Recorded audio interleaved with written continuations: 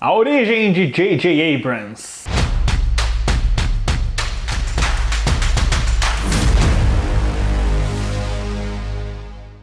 Olá, fãs da sétima arte, meu nome é Lucas Nascimento e esse é o Lucas Filmes e hoje eu tô aqui para falar sobre Missão Impossível 3, mais um capítulo da franquia do Tom Cruise, agora dirigido pelo J.J. Abrams. Mas antes, eu pedi para você curtir esse vídeo, se inscrever no canal e ativar o sininho para não perder a notificação dos próximos vídeos.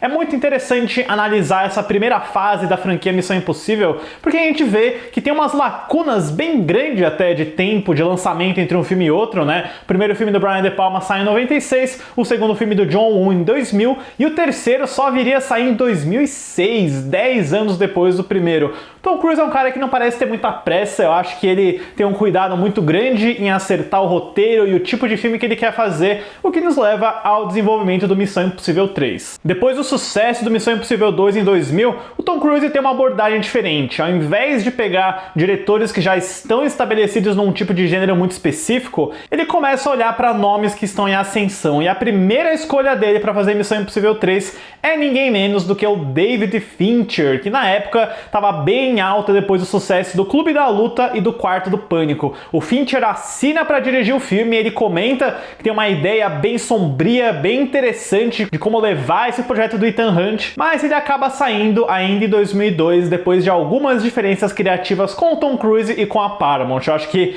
a Paramount devia ter ficado um pouco assustada com a ideia de um filme de Missão Impossível dirigido pelo cineasta que fez Seven, né? Mas eu queria ter visto. Algum tempo depois, o Tom Cruise vai atrás de outro diretor que estava estourando na época, que no caso é o Joe Carnahan, que tinha feito o policial Narc e que depois viria a fazer trabalhos bem interessantes com Liam Neeson, como o Esquadrão Classe A e A Perseguição. O Carnahan fica um bom tempo no projeto, ele chega a montar um roteiro, a desenvolver várias ideias e ele inclusive escala o Kenneth Branagh para ser o vilão desse filme, além da Scarlett Johansson e a Carrie-Anne Moss para os papéis femininos de maior destaque. Mas depois de 15 meses de trabalho e praticamente uma pré-produção, ele deixa o projeto depois de diferenças com a Paramount em relação ao tom específico que eles queriam. Então, com a produção do filme atrasado, o Tom Cruise passa aí pelas pilhas de screeners de séries de TV que ele tinha à disposição e fica bem fascinado com a série Alias, codinome Perigo, como era o nome aqui no Brasil, né? E fica bem interessado no trabalho desse diretor Jeffrey Jacobs Abrams, ou como a gente conhece bem, o J.J. Abrams, que na época também estava prestes a estourar com o piloto de Lost, a série da ABC. O Tom Cruise convida o JJ para fazer Missão Impossível 3 usando bastante o Alias como referência. Ele disse que queria aquele clima, aquela atmosfera, e o JJ topa fazer o filme, seria a estreia dele nos cinemas, e leva junto com ele o Alex Kurtzman e o Roberto Orci, que são roteiristas de Alias, para trabalhar numa nova história de Missão Impossível 3. Quando o JJ entra no projeto, ele resolve começar do zero e descarta tudo que o Joe Carnahan fez, incluindo o Kenneth Branagh, a Scarlett Johansson e a Carrie-Anne Moss. E aí só em 2005 a Paramount finalmente dá luz verde para o projeto, com as filmagens de Missão Impossível 3 acontecendo entre julho e setembro de 2005. Sob um orçamento de 186 milhões de dólares. E o resultado, que saiu em 2006, é um filme que literalmente ajudaria a colocar Missão Impossível 3 num caminho mais duradouro. A história do filme segue Ethan Hunt, vivido por Tom Cruise. Aposentado da IMF de casamento marcado com Julia, vivida por Michelle Monaghan, Hunt precisa voltar a campo uma última vez para recuperar um objeto misterioso que está na mira de um perigoso comerciante de armas, vivido por Philip Seymour Hoffman. Eu preciso confessar que o Missão Impossível 3 é muito nostálgico pra mim, simplesmente porque ele foi o primeiro da franquia que eu vi. Lá nos inícios dos anos 2000 eu tava bem interessado em conhecer franquias de ação, ver filmes do gênero, e no cinema lá estava Missão Impossível 3 em cartaz, com aquele trailer cheio de explosões e cenas de ação, e eu pensei, poxa, eu quero ver esse filme. Então o meu tio me levou, eu não tinha visto o primeiro nem o segundo, eu literalmente caí de paraquedas nesse filme, nesse universo, então toda vez que eu vejo um pôster, um trailer ou essa capa de DVD aqui, por exemplo, eu fico bem nostálgico. Mas, obviamente, nostalgia não é tudo e eu sei que tem alguns aspectos do Missão Impossível 3 que definitivamente não funcionam. Mas antes de eu entrar nesses aspectos, eu tenho que falar sobre o que funciona, e eu acho que o maior mérito que Missão Impossível 3 tem é o fato de que esse talvez seja o único filme que eu realmente me importo com o Ethan Hunt e com os personagens, porque ele tem um investimento emocional muito grande nessa humanização do Ethan Hunt, nessa história do casamento. Eu comentei, né, no vídeo do Missão Impossível 2, que aquele é o Ethan Hunt que transa, esse é o Ethan Hunt que ama, e eu acho que é finalmente aqui que ele se torna um personagem bem mais interessante, com mais camadas, e garante também que o Tom Cruise exerça aqui uma performance muito boa. Eu acho que esse é o melhor trabalho que o Tom Cruise fez de atuação como Ethan Hunt até agora, pelo menos. Eu também gosto como Missão Impossível 3 dá uma quebrada total dos outros dois, eu sinto que isso acontece muito no início da franquia, de colocar o Ethan Hunt tentando manter em segredo para a esposa dele, que ele é um espião, que ele tem laços com a IMF, e tem uma cena muito legal no começo, dele encontrando o Billy Crudup no mercado, que dá aquele feel de super-herói, de dupla identidade, é muito bacana, eu aprecio isso, mesmo que em termos de trama, de narrativa, não seja exatamente muito original. Dá até pra perceber que a base de história, Ethan Hunt tem que encontrar um objeto mortal, é praticamente a mesma coisa do Missão Impossível 2,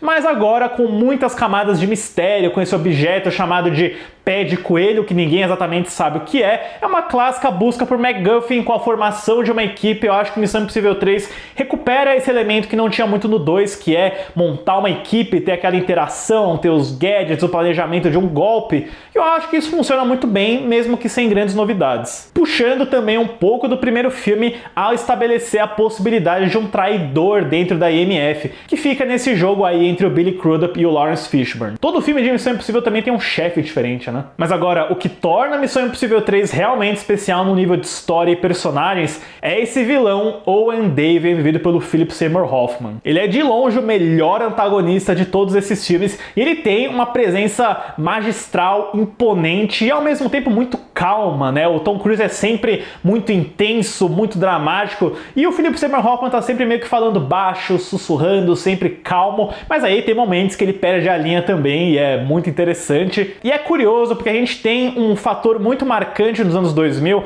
que é o Coringa do Heath Ledger, aquele vilão que é extremamente anárquico, que provoca rupturas na história, que parece querer ser preso por vontade própria. E eu sempre me lembro que o Philip Seymour Hoffman fez uma coisa similar 2 anos antes, então tem um precedente muito bacana com esse personagem do Owen Davian. Eu só reparei agora que o Simon Pegg, né, o personagem do Benji, chama o pé de coelho como o antideus, e o fato de que o vilão do filme se chama Owen Davian, que é literalmente Omen, a profecia com M de cabeça para baixo, e Davian, que parece Damien, que é o nome do anticristo na trilogia original, é curioso, né? Você tem o antideus e literalmente o anticristo como vilão do filme. Mas enfim, é realmente um grande personagem. Eu acho que a sequência de interrogatório no avião, onde você vê a frieza e o calculismo dele para descobrir o nome do Ethan, é fenomenal. E que grande falta faz o Philip Seymour Hoffman pro cinema, né? Ele era realmente um dos melhores. E sobre o nosso querido J.J. Abrams, eu acho que ele faz uma estreia competente. A gente tem que levar em conta que ele não tinha um estilo tão estabelecido ainda como De Palma e o Wu no filme anterior,